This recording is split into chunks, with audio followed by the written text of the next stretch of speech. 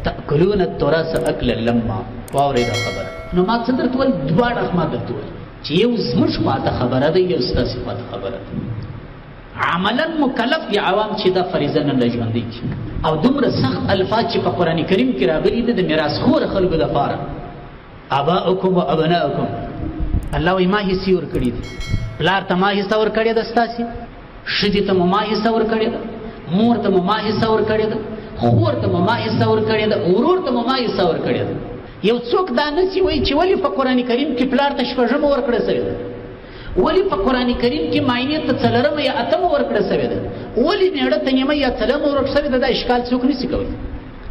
آباؤکم و ابناؤکم، الله وایي که پلرونه ستاسې دي که زامن ستاسې دي، لا تدرون، تاسو نه پوهېږئ ایهم اقرب لکم نفعا، چې په نفع رسولو کې څوک تاسې ته نږدې دي، څه سر نه خلاصېږي. الله وایي زه ښه پوهېږم.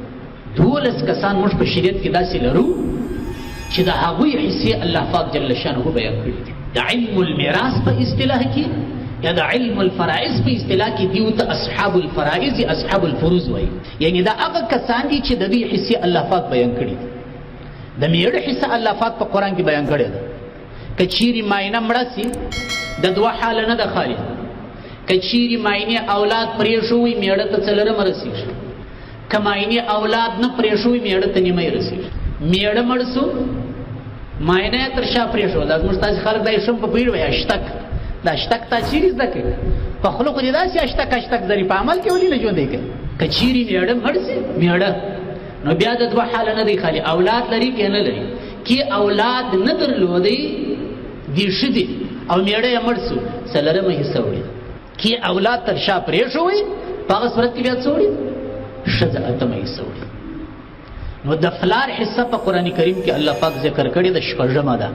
د مور حصه الله پاک په قرآن کریم کې ذکر کړی ده چې په بعضې صورتو کې شپږمه، په بعضې کې درېیمه. د ورور حصه په قرآن کریم کې الله پاک ذکر کړی ده. د چا حصه؟ د ورور حصه. د ورور حصه په قرآن کریم کې ذکر. د نیکه حصه 8 ښځې په قرآن کریم کې الله پاک ذکر کړي دي چې دیو ته تاسې حصې ورکړي. ماینه ده، مور ده، لور ده، د زوی لور ده چې لمسۍ موږ تاسې ورته وایي. هغه خور چې پلار و مور یې دواړه شریک دي چې موږ سکه خور ورته وایي. هغه خور چې په پلار در شریکه ده په مور نه ده در شریکه چې میریزۍ خور ورته وایي. هغه خور چې په مور در شریکه ده په پلار نه ده در شریکه چې کومه خور ورته وایي. والله په عربي کې اخیفي ورته وایي. نو دا 12 کسان هغه دي چې دیو ته اصحاب الفروض ویل کېږي. یعنې د دیو حصې په قرآن کریم کې الله پاک بیان کړي چې سړی مړ سو نور یې پر میراث باندې ځنډ مه کوئ. د بزرګانو خو دغه طریقه و چې سړی به مړ سو دا دیرې سبرار اول وارې میراث تقسیموي. زموږ خو درې ورځې فاتحې روانې، په فاتحې کې د ماشومانو د یتیمانو حقونه خوړه کېږي. دا درې ورځې چې فاتحې روانې تاسې به یې لیدلي، ډوډۍ هم پخېږي، وریجه هم پخېږي، ګورمې و چورمې هم پخېږي، چای و چاکلیټ هم را روانې. دا د دغه مړي د میراث څه کېږي. او حال دا دی چې د مړو په ورثو کې بیا څوک موجود دي؟ ماشومان هم پکښې دي، صغیران هم پکښې دي، نجونې والوکان هم پکښې دي. د دې بخښه شرعاً صحیح نه ده.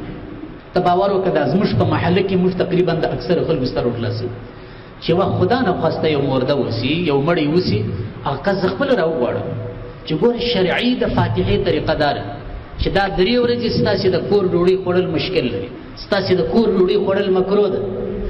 زموږ د دوه غمه یو خو یې سړی ولاړی په دې غم اخته دي، 3 ورځې یاران هم پر ناست ښه چې دا د غرمې خاصې مسجد ته هم ډک سي. بیا نو ورځې نو دا څه سونه جلال علی جو وایي، جلال علی جو پیسې جلا مصرفي شي دي که نه.